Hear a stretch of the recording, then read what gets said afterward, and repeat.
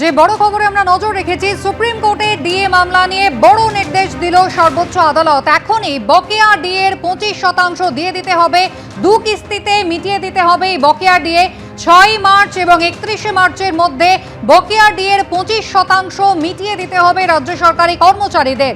25% DA 2 কিস্তিতে দিতে পারবে রাজ্য সরকার এবং বাকি 75% ডিএর ক্ষেত্রে 4 সদস্যের কমিটি গঠন করে দিয়েছে সর্বোচ্চ আদালত। এই নিয়ে ইতিমধ্যেই সংগ্রামী যৌথ মঞ্চ তারা কিন্তু যথেষ্টই তারা স্বাগত জানাচ্ছেন সুপ্রিম কোর্টের এই নির্দেশকে। আমাদের সঙ্গে সরাসরি আমাদের দুই প্রতিনিধি বিজেন্দ্র সিংহ এবং সৌভিক মজুমদার। আমি প্রথমেই বিজেন্দ্রর কাছে চলে যাব। বিজেন্দ্র, আইনজীবীরা কি বলছেন, আজকে সর্বোচ্চ আদালতের এই রায় ঠিক কি বলা হলো?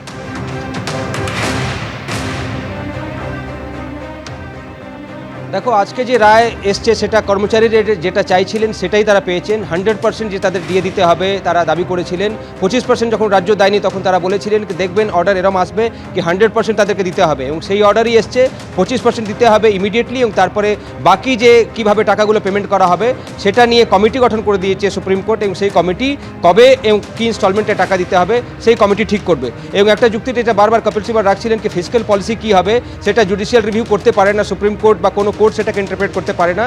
আজকে সুপ্রিম কোর্ট স্পষ্ট করেছে কি একবার যদি ঠিক হয়ে যায় কি এটা রাইট কর্মচারীদের, সেক্ষেত্রে এই আর্গুমেন্ট সেখানে টেকে না। ফিসক্যাল পলিসি বললেই কিন্তু এই রাইটটা থেকে বঞ্চিত করা যেতে পারে না কর্মচারীদেরকে। আমাদের সঙ্গে রফ রহিমজি রয়েছেন, ইনি আর্গুমেন্টও করেছিলেন সুপ্রিম কোর্টে যখন হিয়ারিং হয়েছে তাকে আমরা দেখেছি। আজকে রায়টা আপনার কীভাবে ইন্টারপ্রেট করছেন? I think it is a victory by the workmen and a very great effort by our leading counsel, Mr. Bikash Ranjan Bhattacharya, who's been there since the single judge division bench and right up to the Supreme Court of India. A great effort by a very remarkable lawyer and a victory for the workmen. Can you elaborate brief points? So the brief points are that the payments have to be made. It's just staggered and have to be completed by the 31st of May. A committee has been formed, and that committee, any issues regarding payment or by whom, to what extent, that committee will decide. So the Supreme Court has actually made it very simple. People don't have to go back and forth, and a time frame has been given. So all in all, I would say a very good judgment, and I must also commend that the judges have taken pains, which can be seen that they bifurcated the judgment into different parts. 13 questions. There were 13. They have put it in and framed it, and they have answered each of the issues elaborately. I think it is going to be one of the landmark judgments passed by this honorable court. But sir, this committee will also look about fiscal prudence or fiscal policy of the state. What is the status of now West Bengal government? See, the committee is only has got a limited scope.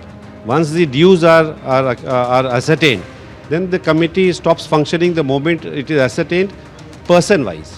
But if state says that they have other social responsibilities, they cannot pay this much amount, then what will happen? See, state as a welfare employer should not adopt such dilatory tactics after a judgment which has elaborately discussed the obligation of the state to honor the commitments towards the workers. তো দেখো, তিনি জানাচ্ছেন কি এটা commitment state গভর্নমেন্টের তাদের কর্মচারীদেরকে welfare ভাবা, এবং সে ক্ষেত্রে স্টেট গভর্নমেন্ট এই টাকা এখন দিয়ে দেবে, সেটা নিয়ে তিনি আশাবাদী। তবে বিক্রম ব্যানার্জি আমার সঙ্গে রয়েছেন, তিনি কিছু নতুন পয়েন্টসগুলো বের করেছেন, যেটা আবার তিনি হিয়ারিংটা শুনছিলেন। নতুন যদি কিছু পয়েন্টার্সগুলো দেখুন, জাজমেন্টটা যখন আমি শুনেছিলাম তখন আমার হাতে আসেনি, এখন জাজমেন্টটা আমার হাতে এসে গেছে। সেখানে স্পষ্টতই বলেছে interim direction that was issued 25%-এর কথা, that should be given immediately. এটা হলো ফার্স্ট পয়েন্ট। সেকেন্ড পয়েন্ট যেটা সুপ্রিম কোর্ট বলেছে, যে কমিটি যেটা তৈরি করেছে সেই কমিটিটা কত টাকা ফিনান্সিয়াল ডেফিসিট আছে আর কি আছে সেইটা 6 মার্চের মধ্যে রিপোর্টটা তৈরি করবে এবং ইনস্টলমেন্টে দিতে হবে। সেই ইনস্টলমেন্টের প্রথম ইনস্টলমেন্ট 31 মার্চের মধ্যে এমপ্লয়িদের দিতে হবে, দিয়ে 15 মের মধ্যে কমিটিটা রিপোর্টটা সুপ্রিম কোর্টের কাছে কমপ্লায়েন্স করবে।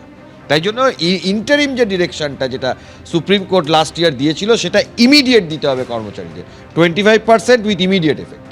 আচ্ছা, এটা আপনি বলছেন, কিন্তু সুপ্রিম কোর্টে এর আগে আমরা আর্গুমেন্টে দেখেছি রাজ্য সরকার বারবার যখন 25% দিতে বলেছিল তখনও রাজ্য সরকার বলেছিল যে তাদের আদার সোশ্যাল রেসপন্সিবিলিটিসগুলো রয়েছে, বাকি কাজগুলো তারা করছেন জনগণের জন্য, সেক্ষেত্রে এত টাকা তারা দিতে পারবেন না।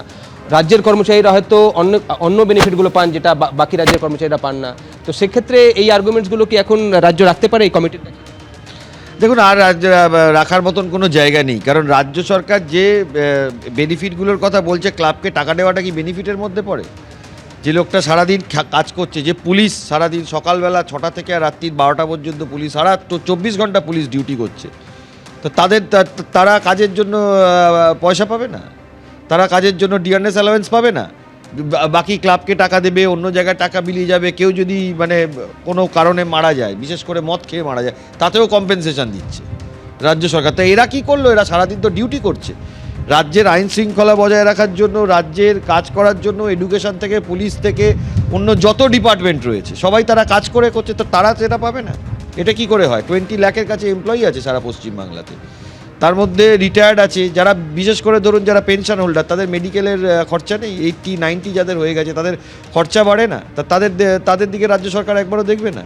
সুপ্রিম কোর্ট বলছে কি ফিজিক্যাল পলিসি কি হবে সেটা রাজ্য ঠিক করবে, কিন্তু তার মাঝখানে এটা আসবে নাকি এটা রাইট, যেটা কর্মচারীদের ডিএ তাদের রাইট, সেটাকে তারা অজুহাত দেখাতে পারে না। না, ফিসকাল পলিসি রাজ্য সরকার ঠিক করতে পারে, কিন্তু রাজ্য সরকার কি এই ফিসকাল পলিসি ঠিক করতে পারে যে মাইনে না দিয়ে কাজ করাবো? এটা কি ফিসকাল পলিসি হতে পারে নাকি? তাই আইনেরও কিছু জায়গা আছে, তাই জন্যই supreme court is the protector of the constitution, protector of law. রাজ্য সরকার ফিসকাল পলিসি কালকে থেকে ঠিক করলো যে আমি মাইনে ছাড়া কাজ করাবো কর্মচারীদের, পারে?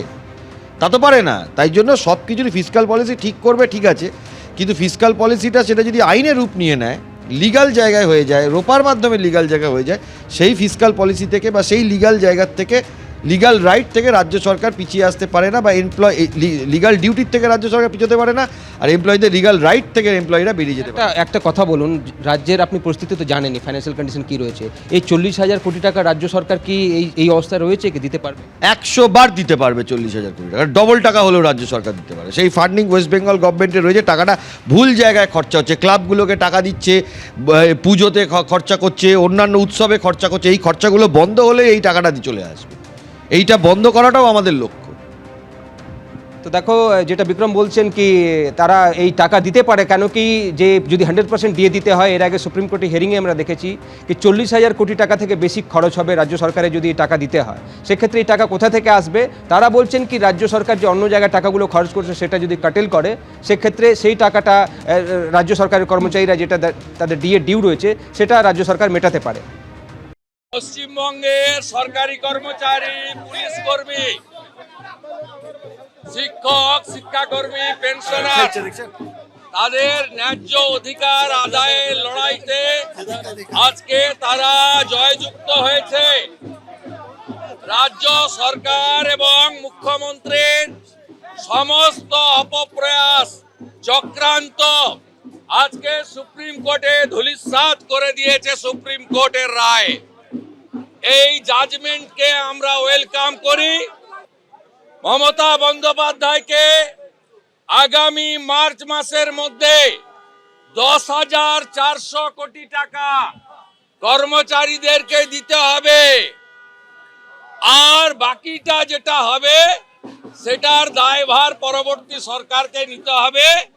এবং ভারতীয় জনতা পার্টি কথা দিতে পারে, বিজেপি সরকার এলে, বিজেপি সরকার আপনারা আনলে আমরা সুপ্রিম কোর্টের জাজমেন্টকে মর্যাদা দিয়ে আপনাদের সুপ্রিম কোর্টের যে রায় তাকে কার্যকর করব। আজকের জাজমেন্ট ল্যান্ডমার্ক জাজমেন্ট। এবিপি আনন্দ, এগিয়ে থাকে, এগিয়ে রাখে।